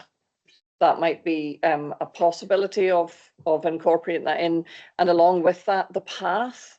I was never aware there was a path there. It just looks like a bit of, dirt that's been trampled along, which is fine. It's a shortcut. So I just wonder if that would be sort of further enhanced to support that flow through of pedestrian access with planting, etc. And that would really improve the amenity of that whole corner, that whole area. If there would be some thought given to that, I don't know whether we can cover that off at this point. Thanks. So the boundary, I'm assuming, is just based on land ownership. I don't know if maybe the verge is owned by the council. I'm not sure, but the footpath is to be incorporated into the site, and there's a landscaping proposed as part of that part of the site, certainly. Whether it can be incorporated, I mean, it's not part of that proposal, so if you were to incorporate that, it would need a amendment in the red line boundary, which wouldn't be possible, but there's certainly landscaping proposed throughout the site to improve biodiversity. Sorry, thank you. Laura, is there anything to do with that triangle of land? Because it would just be a shame to have one little pocket left behind. Afraid I've got no more information than Claire does. It is part of it's included from the red line boundary, so again, I assume it's out with ownership. It wasn't part of the previous proposals in 2024 either. I'll show you that in a second. But in terms of the footpath there, it's always been part of this development of the site. I've got the landscaping plan up here, and this sort of yellow part, that's where the wildflower grasses is going to be planted, and then there's a landscaping management plan as well that says it's going to be sort of cut down once a year. Obviously, once everything starts dying back, it'll be cut back, and then it'll be encouraged to grow again. And then we've got the shrubs and things like that as well. So our natural heritage officer is quite happy with the biodiversity enhancements that are being proposed. At the moment, the site has relatively low ecological value. So I suppose anything that they do is going to sort of enhance it, and having that additional planting around the footpath is obviously going to help with that, along with the wildlife hedging that they're proposing around the site. This north here, this light colour of hedging here is the wildlife hedging that they're putting in, and then beach hedging around there. So there's that sort of continuation of that sort of green network around the site. But yes, so our natural heritage officers is happy enough with the landscaping enhancements around that particular footpath. So it is being retained, and we've always encouraged that footpath be retained, even though it's not a formal right of way. It is signposted, but it's not a formal right of way. It's more of a convenience. And then so I'll show you how this shows you what it looks like just now. As I said, it's very basic. Just to be better. And that's that area of land there. I mean, if nobody owns it and it naturalises, it's just going to form part of that sort of natural appearance of the area. So it's not as if it's earmarked for being mowed all the time. It's probably going to be quite natural. And then just to show you the particular triangle of land was never sort of included in any of the previous applications. So I'm going to assume it's a land ownership issue, that it's not available to the purchaser. Okay, Councillor Hassan, Andrew, please. Yeah, I'm going to come back to the drive-through aspect, which is what has upset most of the public correspondence in the consultation. Can I ask you, in your proposal, did you ever consider this application without the drive-through? As such, why is the drive-through such an important part of the proposal? And if I could just advise members, well, while we've been talking and since the comment was made, a quick Google search has actually told me that McDonald's drive-throughs serve quicker than Starbucks. So yeah, I'm now very back to where I was in the mindset before I asked the question to our officers. Thanks. So as I understand it, the McDonald's development didn't progress because it wasn't viable without a drive-through element. So I'm assuming that Starbucks wouldn't have taken it on without having a drive-through element, because they could have developed it as it stands as a standalone restaurant. So yeah, I think its viability. It's only viable with the drive-through element. Thank you. Gillian. Thank you. I'm going to harp on about the traffic issue. So as you can see with all the, the different comments that have been made about traffic, excuse me, that there is local concern. And whilst it's, it is a good turnout in terms of 108 people, when you take that in conjunction with the number of residents there are in Ellen, it's actually quite a small number of people that have actually responded. And I know it's really good to say the percentage is 96%, but 96% of what? it is about actually quite a small number. It's not being critical, that's being factual in that respect. Many people are talking about the traffic issues, and I just wonder, so what happens, and this probably is more geared at Ken than yourself, what happens if it becomes apparent that the traffic levels are humongous and the queues go up past the recycling centre in one way, and then the Tesco's store the other way, and nobody can get out, and it's gridlock on the actual road? What happens then? Because, you know, Starbucks is actually quite a popular facility, and it might encourage people to come out and do the drive-through. My concern is the horse has bolted at that point, because we've said there's no issue. And then what happens with people actually sitting in car parks up and down that particular place, waiting to get out onto the main road? Excuse me. Ken, that would appear to be a question to you in terms of if it becomes gridlocked. So the information that we've been provided with suggests that's not going to be the case. However, there are other, we can look at ways if, you know, in the worst case scenario where you could put double yellow lines down, you could put traffic lights down, you could, there are ways to cure a problem at that particular location. But as I said, there's no indication that the volumes of traffic that are going to be added by this development are going to cause such a problem. So you know, we're trying to solve a problem which, according to the information that we have, won't happen. Yes, please, Gillian. You're saying that, but you've admitted you've never been to Tesco's. You're not a resident of Ellen, so you actually don't know, and nor does the service, how busy Tesco's is, and when it's busiest, and when it's not busiest. And I think that general statement that, you know, our service is correct because we know what we're talking about is absolutely fine. But actually on the ground, that is not the case. And that is what I've said, as I've said, when we came to adopt that road from Tesco's, when McDonald's put their application forward, and now that this application is forward, my concern is we will have gridlock. And then the horse has bolted, and then the council are going to have to pay for mitigation, when actually the council hasn't got the money, the resources to do that. So I'm actually quite concerned with your responses in respect of there's no issue, when clearly there is potentially quite a significant issue. Thank you. Okay, I'm going to turn to the planning officer, Laura. Okay, so I just wanted to highlight that Starbucks are similar cafes like this, drive-throughs. They don't tend to be destination places. It's not somewhere that people are going to drive in from Aberdeen just to only go to Starbucks or a Starbucks drive-through. They do tend to be facilities that you go to out of convenience on your way through.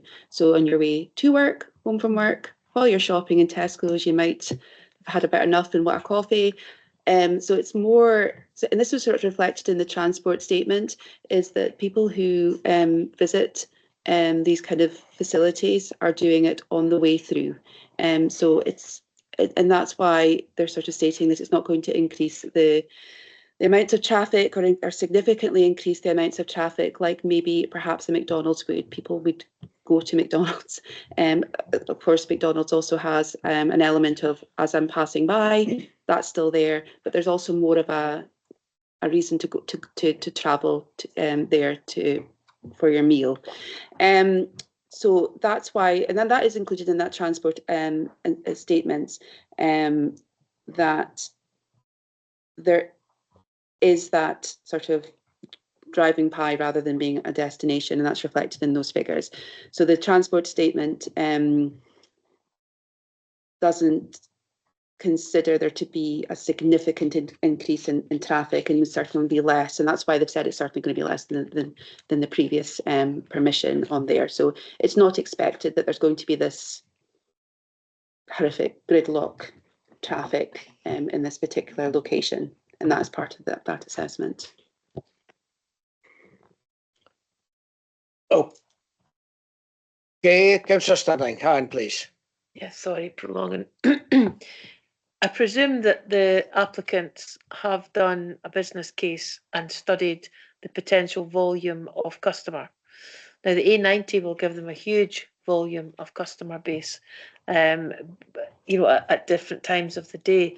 So it would not be viable if it was if this application was going to be totally reliant on local trade. So again, there's that potential. And again, you know, two wrongs don't make a right. And I go back about 20 years. And I remember Councillor Johnson used to say that on a regular basis. And so it's about understanding the potential and not creating an issue. So again, if you put all of that together, there's still a concern, I think, in my head about the potential. And as I say, the company would not be wanting to develop that site if it was not confident that the volume of traffic attending the site would be significant enough to render a business case viable and sustainable. So again, it's just, do you have any? I'm getting the question, Chair. Do you have? Sorry. Oh, really well. Do you have any information as to the potential forecasts from the applicant? I don't know if it's Claire or yourself, Laura. If not, it's fine. But I'll start with Claire. Do you have any information on? I don't have any information at this stage. No, sorry. Laura? We don't have that specifically as part of this application. We just have the traffic statement with the numbers and things like that. But I'd also like to highlight that, you know, this particular site isn't directly onto the A90. It is off the beaten track a little bit, so you have to come in and round and into it. So it's not something that's going to be stop here for Starbucks or whatever. It is off there, so you would have to know it was there. There's also quite a few Starbucks on that route as well. So I suppose it depends on how desperate you are for your coffee. Because there's one at obviously Bridget, then there's this site here, and then there's one at Peterhead, but it's not. It's not right on the. Councillor McAllister. I am so sorry to come back in, Chair, but just a question that has occurred to me, and I'll come back to it when I've got a statement to make. So people are going to come off the main road. They come up to what was known locally as the Tesco roundabout. They have very much the option to carry straight on ahead, turn down in past the recycling centre and access the site that way, and could then also be encouraged to leave that way. Would there be road signage available to that effect, or is that something completely out with, or maybe Ken might be able to help, so that people aren't coming down into the town effectively down past the fuel station and up in round that way? It would actually make, if you're coming in off the main road, it makes far more sense to come in off there. But I don't know if we can incorporate some signage to that effect to cut down on congestion at the entrance to Tesco. Thank you, and apologies, I had pins and needles. Ken, is that within your remit? Oh, thanks, Chair. Yeah, well, I can. What I can say is that there will be no signage for the drive-through off the E90. There will be totem poles, or there'll be their corporate colours on their restaurant, but the signage. We won't be putting signage up like tourist signage or things like that. You know, the brown signs that say, Castle Fraser this way or whatever. There won't be signage like that. So there won't be an advert on the A90 to divert people into this location specifically. There might be signage which says local services, but there won't be anything that will actually say. Get your takeaway coffee here. So and we wouldn't be diverting traffic through round at a back road or whatever. The traffic, as Laura has said, it will be passing traffic. There will be very few people diverted to go and get a coffee unless they're actually looking for local services and they pass the restaurant and decide to go in past. We won't be putting specific signage up to attract more traffic to the area. And I'm assuming that as part of the business case that the business has considered where they're going to get their customers from and that there are sufficient customers to make their restaurant viable. Okay, thank you very much. I'm conscious that the time is getting close to 1 o'clock, and I'm going to suggest that we set aside standing orders and complete this particular item. Thank you. Are there any other questions? In which case, I would like to turn to the discussions and inquire about local members, and if I can start with Councillor Davidson. Thanks very much. I mean, I think it's very clear that local members absolutely have concerns about congestion around the site. We have all seen cars parked up the Tesco's, you know, right up past the filling station. It's not necessarily Balmacassie Bree because that's just a wee bit of road, but actually it's the other way, and then they can't get out because there's stuff coming down from the Balkan Centre and the recycling centre. So, but there are other ways out which maybe people could be encouraged to use more. But I do think that traffic congestion is a problem. But saying that, I'm not sure that we're in a position to refuse this either, because it fits all the criteria and we've been recommended for approval. So, but at the moment, I'm going to wait to see what others say, but I have got significant concerns. And also, the one I always think about is a McDonald's actually in Ellen Road on the way into Aberdeen. And sometimes they're queued right down onto the main road.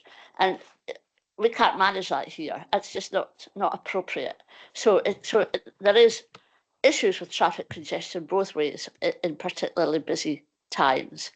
And, you know, I think people will go in. I haven't used the one at Blackburn. I think that might have been quite good to go and see how busy it is sometime, but I haven't used it, so I don't know what it's like. But I have significant concerns, not about the development itself, but about the road congestion, and that we're not looking at any remedies for that. Oh, and I checked the litter plan, and it is only 50 metres from the site, so it's not going to be the wider area that's litter picked, unfortunately. Okay, so I'll wait and see what others.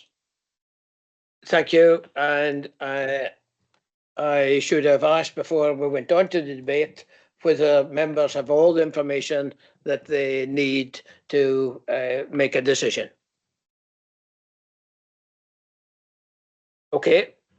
Can I then go to other members, local members? And if I could turn to Councillor Owen, please. Thank you very much. My concerns are traffic, and I have never shied away from telling people about the traffic issues, and I have tried on several occasions to try and ensure that the traffic management is mitigated, and I've given the solutions in terms of using the pavement, and I've given that 3 times now, and each time sadly we've been ignored. I think it's a situation exactly as Councillor Davidson says. Sadly, I don't think we've got any alternative but to agree it. But I would like to see some sort of mitigation or caveat put in about traffic, because I do consider this to be a major concern.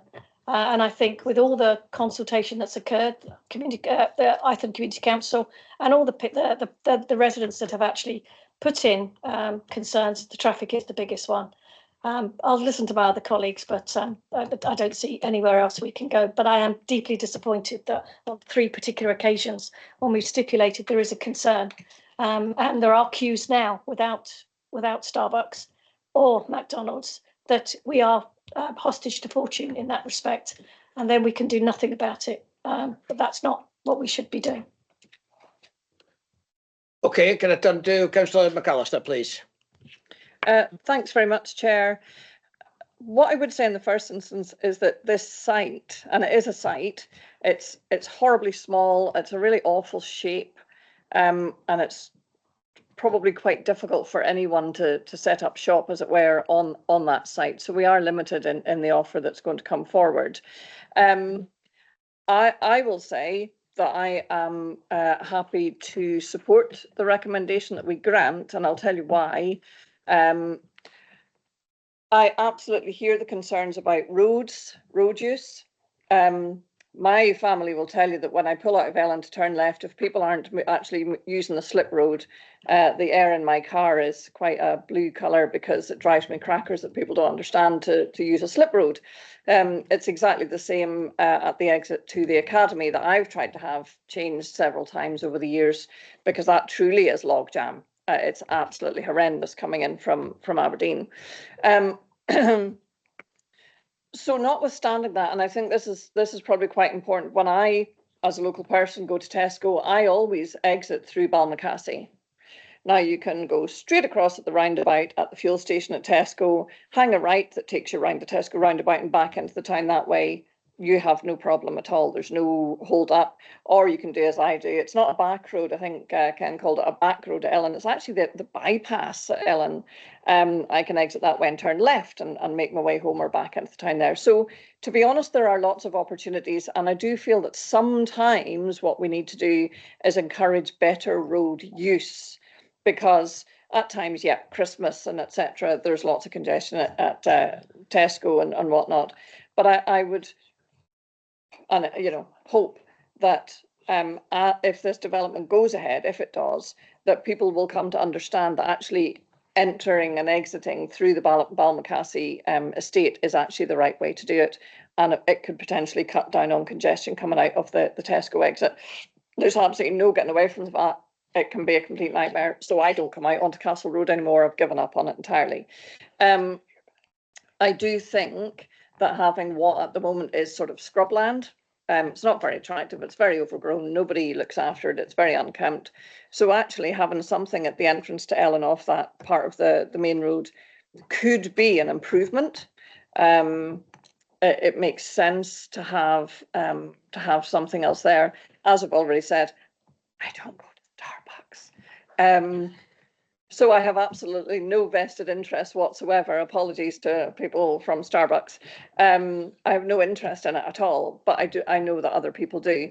I also note that a lot of the support has come from full and part-time jobs. Now, of course, we want those to be good jobs. We want them to be sustainable. We want, people to be able to live and work in the town, whether that's, younger folks starting out in their first job, gaining that experience, up to managers and construction phase. And so I take into account all of those things.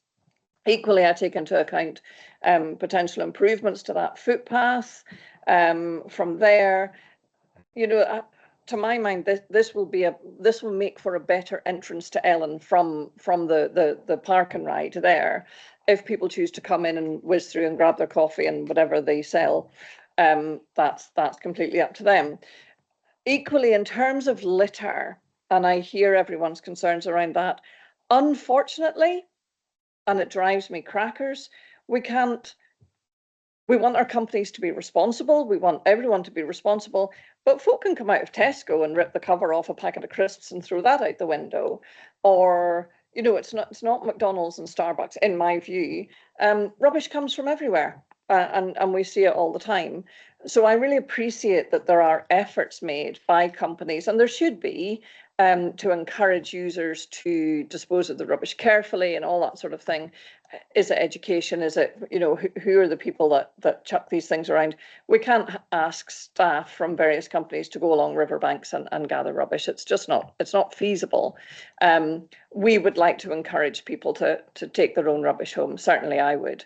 You know, so in terms of roads, yeah, of course, if people use the roads better, more wisely, we can mitigate against the transport issues. If people take their rubbish home, we can mitigate against the litter that is a bit of a scourge on the countryside.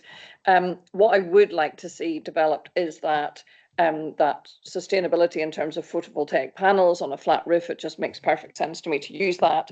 In terms of that compostability, the recycling, all of these things are elements that we have to have in there, and we would absolutely want to see that improvement in biodiversity, because at the moment a bit of scrubland coming into the town is neither attractive nor useful in terms of that biodiversity. So so I'm content, Chair. If you want at this point, I would put forward the motion that we accept the recommendation of the Planning Service.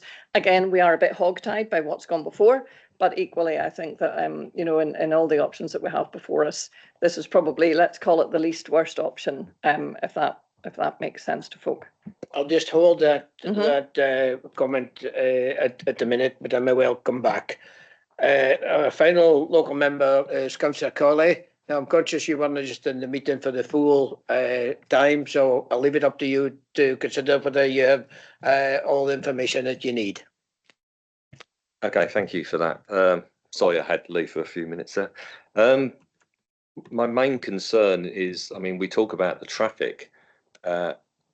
What causes the queuing to get onto Castle Road is the slip road on the Castle Road as you're going to turn into Tesco's. Literally 2 cars, and they're going to be blocking that road because it only allows 1 or 2 cars to turn right at that road. So I know we're saying that Starbucks will only produce a few cars at a time, but it will only take 2 cars to block Castle Road completely coming into Ellen. Thank you. Oh. No, I have pins and needles. Literally, my leg is gone. These chairs are not best. So. I'm going to turn to Councillor Johnson. Paul, please. I see your hand. Yes, thank you. Yeah, we have a problem with this kind of application in this place. It's a sui generis application. If it is not like anything, well, it is like in some senses, but it is separate from every other kind of thing, other kind of planning application. Just to add to the Me Too thing about the problems of the area in the junction, I can recall on more than one occasion getting stuck in exactly those locations getting out. So we now have the lived experience of most people, most councillors from the area getting in the jam. On one occasion it was just pulling out of Tesco's filling station. You know, there was a queue to get out of the filling station. So all in all, we have another couple of issues. I mean, we have the litter issue. One thing we didn't explore well enough was, I think, the whether they are in fact going to be putting electricity generation items with this. We got a piece of, I suppose, I'll be unkind in this respect. It's a bit of a word salad on environmental issues. They tell us all of the things that they were doing, but they actually, you want to know whether something physical is going to happen on the ground for this. So I just looking at the site and think this is a kind of a monument to Generation Z. So it would be Generation Z if I were American, but Generation Z, and that is it is a convenience to be able to go to a drive-through. It's a convenience to have something which you can throw away. It is all of those things about a generation which I'm afraid are going to we know that are going to be changing in the years to come, just because circumstances will overtake this. A lot of cars all queuing up to go in to get something which they will drive away and throw out the window of the car. These are important issues, and they're important to the environment.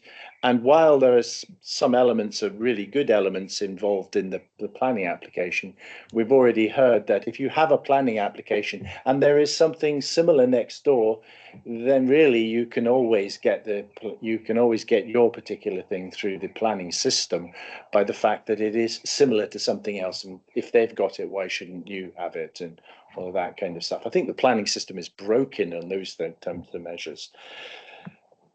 We did. I think my issue here is whether we can deal with the issue of litter as an improvement in the conditions, and also my issue is could better conditions be written down to be able to know what kind of energy stuff they're going to be and either energy generation or environmental improvement could be made from the planning application.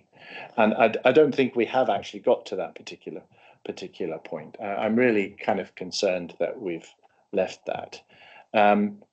So we've got something in front of us which is not really fulfilling where we should be. And I don't know where we're going to take this, but just a simple give it an approval may not be the end of it, because whatever comes at the end of this, it's not going to be within our time here, and it's going to cost the council some money to put right some of the problems, and Councillor Ern's perfectly right on that point. That's where I go. Okay, Louise, please. Thank you, Chair. Could it be conditioned that we have the whether it's the solar panels, some kind of electricity generation on the building, whether that's to support lighting, etc., etc. Thank you. Laura. We have a condition, the sort of standard of energy statement condition that we add on to there that seeks all development to meet a certain I'm losing words here, a certain standard, the building standards for making sure the building's insulated and putting in some renewable technologies. We can't condition them because depending on the types of renewable technologies that they're putting in, they may require planning permission themselves. So no, we wouldn't be conditioning that, but we have that condition in there already that requires them to submit us with that sort of energy statements about what they're going to do to what kind of renewables or insulation or things like that they're going to be putting in. But no, we can't, we wouldn't be conditioning that they must put in solar panels or a little turbine or whatever it is that you want to do, because they themselves might need planning permission. And we'll iron that out when they do submit their energy statement. We'll identify, we review them, and then we identify things in there that might need planning permission, or indeed can be dealt with a non-material variation. It just depends on what they're doing. But the supporting documents do state that they're going to be looking into doing that. I mean, I suppose it's in their interest as well to try and keep their costs down, I suppose. But no, we can't condition that specifically. Thank you, Chair. Yeah. Thank you for the clarification. Yes, exactly. Yeah. Apologies.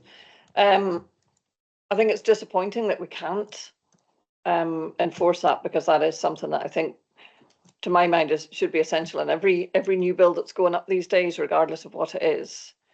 But if we absolutely cannot condition it at this stage.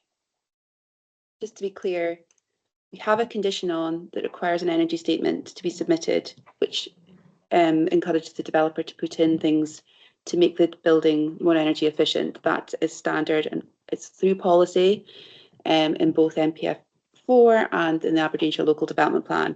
But being very specific on what technologies they choose to use, we can't do that. But we can certainly assess any energy statement they submit in order to make their buildings more energy efficient. And then we can advise them if they need planning permission for any of the technologies that they choose to install. Okay, thank you, Chair. So we are in some ways, the hands are tied, if my understanding is correct. Sorry, Isabel. Oh, I am still in support of the officer recommendation on this occasion.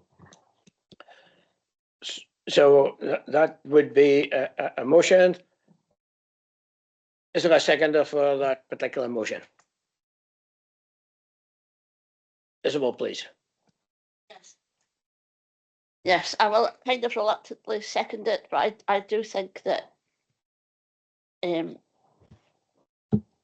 there's very little option in some ways but to second this. You know, I don't think we've got solid reasons for any other direction, so I will second this. Thank you. Is there an amendment?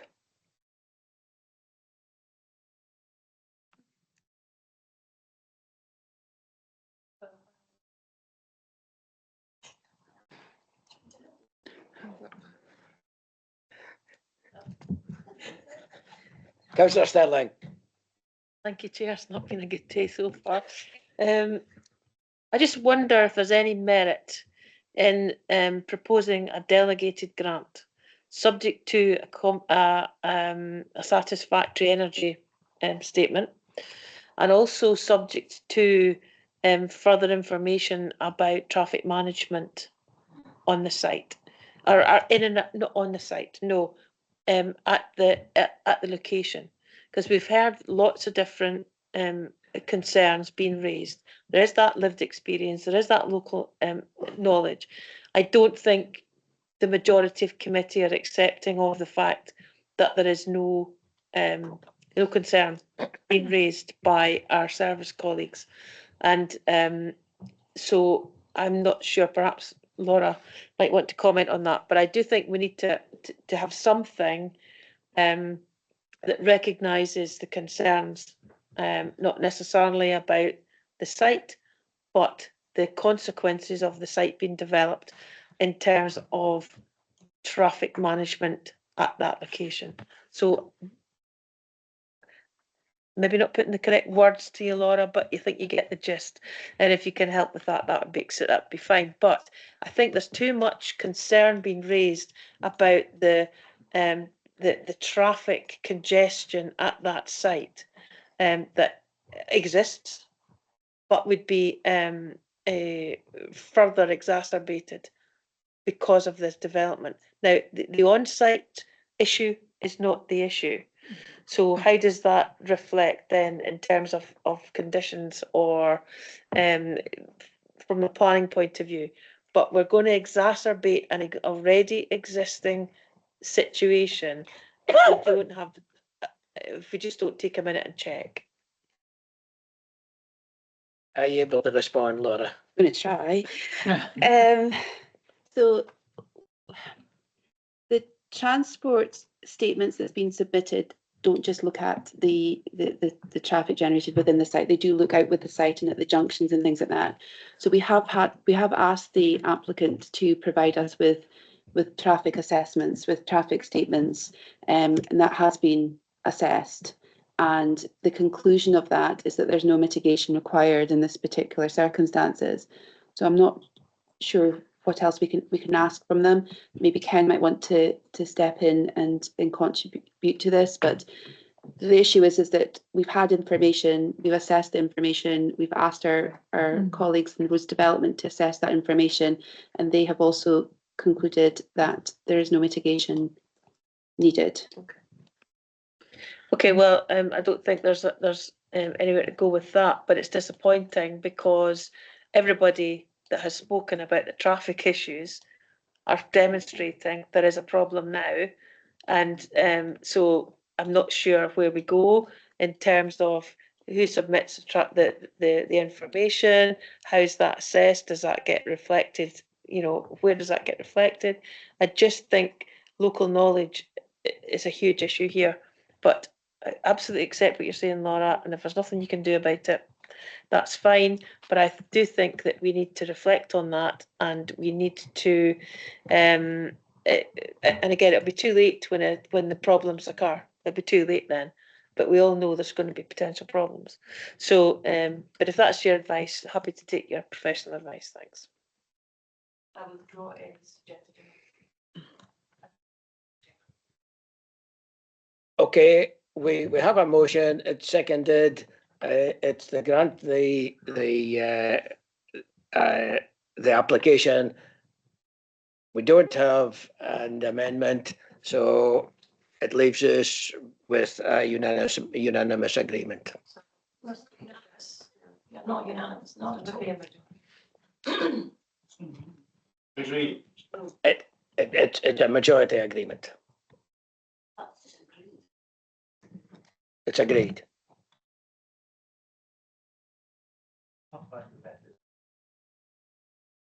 Constitutionally, what can we do? Other than it's not really so far, we all know that we disagree with that.